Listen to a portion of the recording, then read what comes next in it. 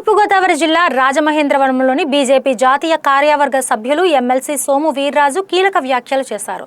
స్థానికంగా నమోదైన లవ్ జిహాద్ కేసుపై తీవ్రంగా స్పందించిన ఆయన ఈ వ్యవహారంలో అంతర్జాతీయ లింకులపై దర్యాప్తు చేయాల్సిన అవసరం ఉందన్నారు. అమ్మాయిలను ట్రాప్ చేసేందుకు షాపింగ్ మాల్స్, జిమ్లు వేదికగా మారుతున్నాయంటూ ఆరోపించారు. మరోవైపు వైసీపీ, సిబిఐ విచారణ, మద్యం కుంభకోణం, విశాఖ స్టీల్ ప్లాంట్, గోదావరి జిల్లాల పారిశ్రామిక అభివృద్ధిపై కూడా సోము వీర్రాజు మాట్లాడారు. తమ ప్రాంతంలో లవ్ జిహాద్ కేసు నమోదు కావడం దురదృష్టకరమన్నారు. ఈ ఘటనలో భర్తకు ఇంజెక్షన్ ఇచ్చి సాదిక్ హత్య చేశాడని ఆరోపించారు. సాదిక్కు అంతర్జాతీయ స్థాయిలో సంబంధాలు ఉన్నాయని, ఢిల్లీలో కొంతమంది వ్యక్తులు అతడికి ఆశ్రయం కల్పించారని సోము వీర్రాజు ఆరోపించారు. మతం మారాలని నూకరాజు కుటుంబంపై ఒత్తిడి తెచ్చారని పేర్కొన్నారు. ఇది ఒక వ్యక్తి ఆలోచన కాదని, ఒక ముఠా వ్యవహారంగా అనుమానించాల్సిన అవసరం ఉందన్నారు. ఈ వ్యవహారంలో వాస్తవాలను వెలుగులోకి తీసుకురావాల్సిన బాధ్యత పోలీసులపై ఉందన్నారు సోము వీర్రాజు. ఇంటెలిజెన్స్ బ్యూరో అధికారులు ఈ అంశంపై సీరియస్గా దృష్టి పెట్టాలని వారు కోరారు. కౌన్సిల్ అలానే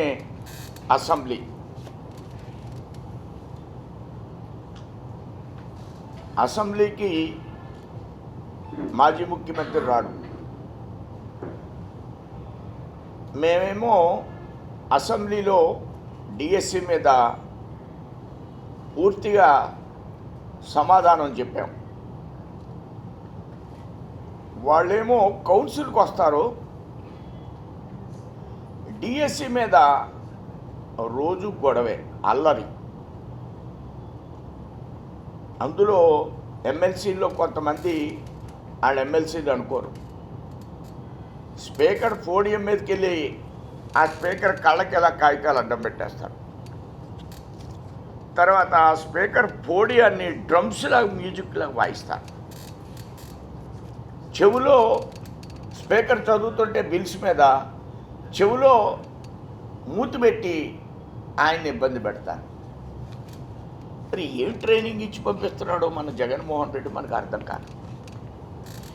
అక్కడికి వెళ్ళారు, ఇక్కడ సభను జరగనివ్వరు. డిఎస్సి మీద దాంట్లో 350 ఉద్యోగాల్లో కొన్ని తప్పులు జరిగినాయి, దాంట్లో కోర్టులో ఉన్నాయి. మీరు చేసినటువంటి రిక్రూట్మెంట్లో కూడా చాలా అవకతవకలు జరిగినాయి. అప్పుడు తెలుగుదేశం అందరం కూడా ప్రతిపక్షంలో ఉన్నాం. అప్పుడు కూడా మేము దీని మీద మాట్లాడాము. కానీ ఇది ఒక్కటే కార్యక్రమంగా తీసుకుని రోడ్డు మీద నిరాహార దీక్షలు చేయడం కానీ ఇవి కానీ మేము చేయలేదు. ఇప్పుడు ఏమంటాడు బొత్స సత్యనారాయణ గారు, సిబిఐ వేసేయండి, దాని మీద వేసేయాలంటే దీని మీద వేసేయాలంటే సిబిఐ. ఏవో సిబిఐ కొత్తిమీర వ్యాపారం చేసే కట్లా ఉంది వాడికి, ప్రతిదానికి సిబిఐ వేసేయండి. సిబిఐ వేసాడు రథదగ్ధంలో, ఏమన్నా చేసిందా? అంటే చాలా తేలిగ్గా ఉన్నటువంటి స్వభావం తప్ప అది ఇష్యూనా కాదా? ఇష్యూ అయితే పోనీ ఇందులో ఒక 100 కోట్లు అవినీతి జరిగింది అని ఎక్కడన్నా ఉందా? పోనీ ఏ ఎమ్మెల్యే కుమారుడన్నా లేదా తెలుగుదేశం కార్యకర్త అన్నా భారతీయ జనతా పార్టీకి సంబంధించిన వాడికన్నా అందులో ఉద్యోగాలు వచ్చినాయా? అవినీతి గురించే కానీ మాట్లాడినట్లయితే పక్కనే 150 కోట్లు అవినీతి జరిగింది. భూములు, ముప్పు భూములు కొనేశారు, ఎందుకు పని చేయకుండా పోయినాయి. రోజు మా బ్రిడ్జిల దగ్గర జెండాలు ఊపడం, పడగొట్టేయడం. ఇప్పుడు రోడ్డు వేసాం కదా, రోడ్డు వేసామండి, ఒక ఆయన రోజు అక్కడే ఉంటాడు. మరి 150 కోట్లు ఎవరు తినేశారు? ముప్పు, ఆవు పువ్వులో ముప్పు ఎవరు తిన్నారు? ఇలాంటి రాష్ట్ర వ్యాప్తంగా 40 లక్షలు ఉన్నదాన్ని 90 లక్షలు కొనేశారు. మీరు మన రాజమండ్రి సరౌండింగ్లో కొట్టినటువంటి భూముల గురించి కానీ మనం ఒకసారి లెక్కెడితే, ఇటు రాజానగరంలో అన్ని చోట్ల లెక్కేస్తే ఎకరానికి 20 లక్షలు ఎక్స్ట్రా తినేశారు. రాష్ట్ర వ్యాప్తంగా 15,000 కోట్లతో భూములు కొన్నారు. 15,000 కోట్లతో ఆ భూములు ఎవడు ఇల్లు కట్టడం, దాంట్లో ఒక 5,000 కోట్లు తినేశారు. 5,000 కోట్లు తక్కువ అమౌంట్ కాదు ఇది. మరి దీని మీద సిబిఐ వేసాము మేము. ఇంకా లెక్కన మాట ఈవేళ ఒక ఆయన ఎందులోనూ ట్రాన్స్పోర్ట్లో డబ్బు, లెక్కర్ని తయారు చేయడంలో డబ్బు కాదండి. ఇవాళ దొరికిన ఎమ్మెల్యేని లోపల తీసుకెళ్ళి పెట్టారు కదా, ఎక్స్ఎమ్మెల్యేని తణుకు నాగేశ్వరరావుని. ఎందులోనది ట్రాన్స్పోర్ట్ ఎవరికో ఇచ్చారు ఇంకొక ఆయనకి, దాంట్లో డబ్బు. చాలా చోట్ల హిందూ మహిళలకి బాలికలకి జిమ్ములు, జుంబో డాన్సులు, సెలూన్లు, బ్యూటీ పార్లర్లు, కార్పొరేట్ సంస్థల కార్యాలయాలు, షాపింగ్ మాల్స్ ప్రధాన కేంద్రాలు లవ్ జిహాదీ సెంటర్లుగా మారినాయి. అవి పనిచేస్తున్నాయి. అక్కడికి వీళ్ళందరూ చేరుతున్నారు. అమ్మాయిల్ని ట్రాప్ చేయడానికి వీళ్ళందరూ అక్కడికి వస్తున్నారు, ఈ మతానికి సంబంధించిన వారు. అసలు వీళ్ళకి ఈ నిధులు ఎక్కడి నుంచి వస్తున్నాయి? ఈ ఇన్వెస్ట్మెంట్ ఎవరిస్తున్నారు? ఏ మసీదులు, మదర్సాలు శిక్షణిస్తున్నాయి అనే విషయం పోలీసులు తెలుసుకునే ప్రయత్నం చేయడం లేదు. సరికదా యువతలో అవగాహన కల్పించే కార్యక్రమాలు కూడా నిర్వర్తించడం లేదు. మాదక ద్రవ్యాల మీద ఎలా అయితే పనిచేస్తున్నారో డిపార్ట్మెంట్ ఈవేళ దీని మీద కూడా ఆ విధంగా పనిచేయవలసినటువంటి బాధ్యత ఉంది. ఇప్పటివరకు హోమ్ మినిస్టర్ మాట్లాడలేదు, డీజీపీ మాట్లాడలేదు. ఇది అండర్లైన్ చేసుకోవాల్సిన విషయం. వీళ్ళిద్దరూ ఒక స్టేట్మెంట్ కూడా ఇవ్వలేదు దీని మీద. ఆలుమా ఉగ్రవాదులు కాకినాడలో దొరికారు. జైషే అహ్మద్ ఉగ్రవాద సంస్థకు చెందిన వారు పెద్దాపురంలో దొరికారు. కానీ అప్రమత్తంగా ఉండవలసినటువంటి పోలీసులు నిమ్మక నీరెత్తినట్లున్నారు.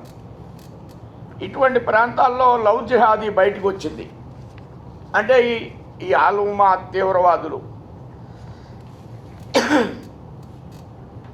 ఆల్రెడీ కొన్ని కోట్ల నగదు బంగారం తీసుకుని మళ్ళీ బ్లాక్మెయిల్ చేయడం, ఇంటి మొత్తాన్ని తన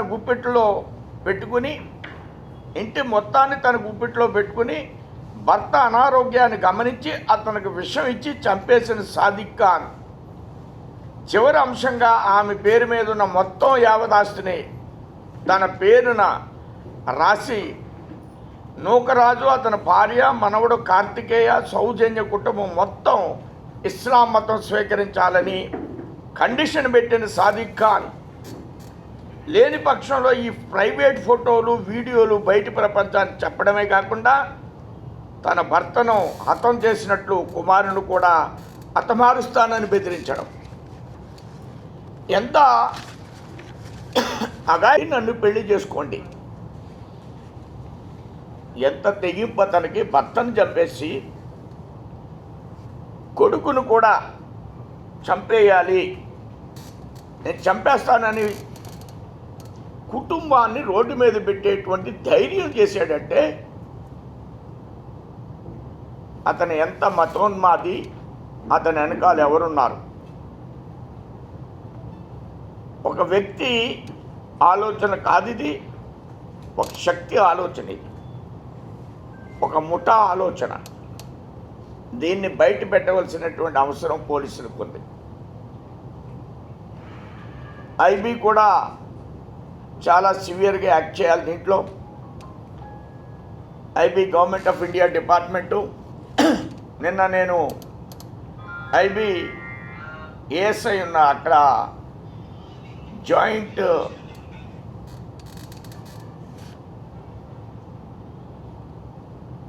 ఎస్పీ లెవెల్ క్యాడర్లో ఉన్న వ్యక్తి ఉన్నాడు. కానీ అతనికి నిన్న నుంచి నేను ట్రై చేస్తున్నాను, ఆయన ఫోన్ ఎత్తటంలే. మెసేజ్ కూడా పెట్టాను, మరి అంత బిజీగా ఉన్నాడో తెలియదు నాకు. ఇక్కడ మనకి ఐబీలో ఒక డిఎస్పీ ఉంది. వీళ్ళు చాలా ఐబీ వాళ్ళు ఈ విషయంలో చాలా సీరియస్గా యాక్ట్ చేయాలి. ఐబీ పోలీస్ డిపార్ట్మెంట్ కలిపి ఇన్వెస్టిగేట్ చేయవలసినటువంటి కేసు ఇది. అయితే పోలీసులు మన ఎస్పీ కానీ అలానే అక్కడ ఉన్న ఎస్పీ కానీ కాకినాడ ఎస్పీ కానీ చాలా త్వరగా రియాక్ట్ అయ్యారు. మనం ఒక విధంగా డిపార్ట్మెంట్ని అభినందించాలి. ఎందుకంటే ఏమి సెల్లలు లేవు అతని దగ్గర. అలాంటి సందర్భంలో కూడా ట్రేస్ చేశారు, ఎక్కడెక్కడ దిగాడు, ఏ బస్సు ఎక్కాడు, ఏ ట్రైన్ ఎక్కాడు, ఇవన్నీ కూడా చాలా బాగా ట్రేస్ చేశారు. అయితే మనం దీంట్లో కొన్ని విషయాలు కానీ 3 రూపాయల లెక్కర్నే 120 రూపాయలకి అమ్మిన దానిలా అవినీతి కాదు ఇది. లెక్కర్ ట్రాన్స్పోర్ట్లో డబ్బు చేతులు మారడం అదో పెద్ద అవినీతి. బాక్సులు అట్టపెట్టెలు దాంట్లో కూడా వాళ్ళే అట్టపెట్టెల్లో తినేయడం, ఎక్కడ ఏది వదలలేదు, ఎలకల్లాగా పందుకొక్కుల్లా తినేశారు. తినేసి ఇప్పుడు డిఎస్సి 3 రూపాయలున్న బాటిల్ 120 రూపాయలకి అమ్మేసుకుని బూమ్ బీర్లు తయారు చేసేసి ఏదో స్పెషల్ స్టేటస్ అంట అలాంటివన్నీ బ్రాండ్లన్నీ తయారు చేసేసి అవి తాగించేశారు. చాలామంది చచ్చిపోయారు, మిమ్మల్ని దింపేశారు. మరి దీనికి సిబిఐ వేసామా? సమాధానం చెప్పమనండి జగన్మోహన్ రెడ్డిని. దీనికి సిబిఐ ఇమ్మంటావా? చెప్పానండి, నా దాని మీద సిబిఐ వేయండి, మా భూముల మీద సిబిఐ వేయండి అని జగన్మోహన్ రెడ్డిని అడుగుతున్నాను. 2 విషయాలను దీన్ని ఇవన్నీ మేము అడగలేకపోయాం. ఆవిడ అంత పెద్ద ఎత్తున ఈ 300 ఉద్యోగాల కోసం పెద్ద ఉద్యమం. ఆయనేమో పేపర్లో అక్కడెక్కడ దుద్దాడు, ఇక్కడ దిద్దాడు, అక్కడ దిద్దాడు. అదంతా పెద్ద స్కాము. దానికోసం అసెంబ్లీకి మాట్లాడడానికి రారు, ఇక్కడ మాట్లాడినెవరు అక్కడ వినరు. ఈ విధంగా డ్యూయల్ రోల్ని పోషిస్తున్నారు. ఇవన్నీ ఎందుకు చేస్తున్నారు? రాష్ట్రంలో జరిగే అభివృద్ధి చూడలేని పక్షంలో జగన్మోహన్ రెడ్డి పోలవరాన్ని 20% కూడా కట్టలేదు 5 ఏళ్ళు. ఇప్పుడు పోలవరానికి నరేంద్ర మోడీ గారు ఇన్ అడ్వాన్సు ఇస్తున్నారు.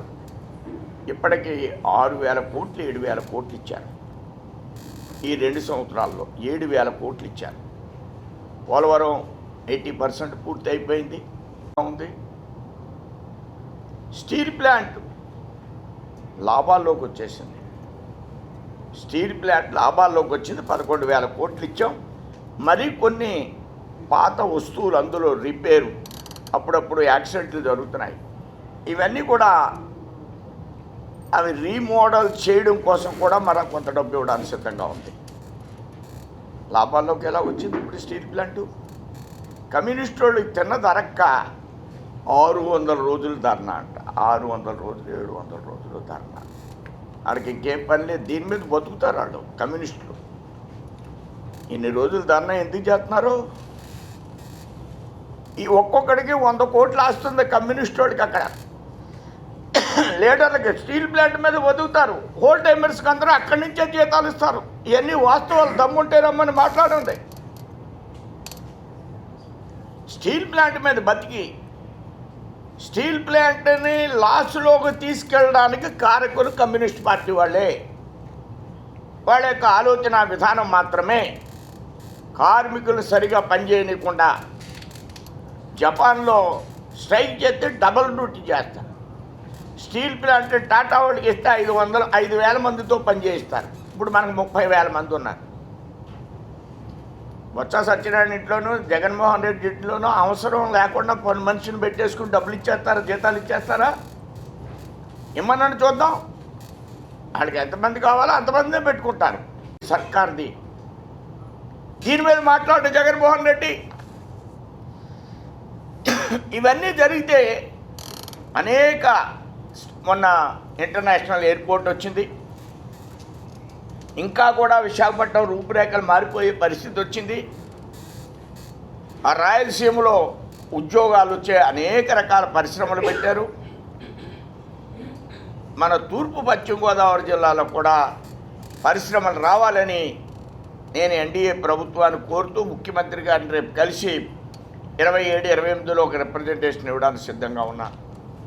ఎందుకంటే మన వాళ్ళు కూడా చాలామంది హైదరాబాద్ వెళ్ళిపోతున్నారు, ఈస్ట్ వెస్ట్ను. మనకు ఇక్కడ ఉద్యోగాలు లేవు. మనకి రజకులు కూడా అక్కడ ఇస్త్రీ చేయడానికి వెళ్ళిపోతున్నారు. కాబట్టి వాళ్ళు ఏమనుకుంటున్నారు, మన 2 జిల్లాలో కూడా బాగా అభివృద్ధి చెంది బలిసిపోయి ఉన్నాం అనుకుంటారు. ఎక్కడ ఇండస్ట్రీ లేదు. ఎప్పుడో పేపర్ మిల్లు, ఎప్పుడో హార్లిక్స్ ఫ్యాక్టరీ. ఏం ఇండస్ట్రీ ఉంది మనకి? ఎప్పుడూ రాయలసీమ గురించి మాట్లాడతారు. అలానే ఉత్తరాంధ్ర జిల్లాల గురించి మాట్లాడతారు. మనకు కూడా మీ అందరికీ చెప్తున్నాను, అటు జంగారెడ్డిగూడెం దగ్గర నుంచి ఇటు తుని వరకు 1100 అడుగులు వెళ్తేనే కానీ నీరు పడదు. జంగారెడ్డిగూడెం టు పోలవరం, జంగారెడ్డిగూడెం, గోపాలపురం, ఇక్కడ మనకి రాజానగరం, తుని, పత్తిపాడు,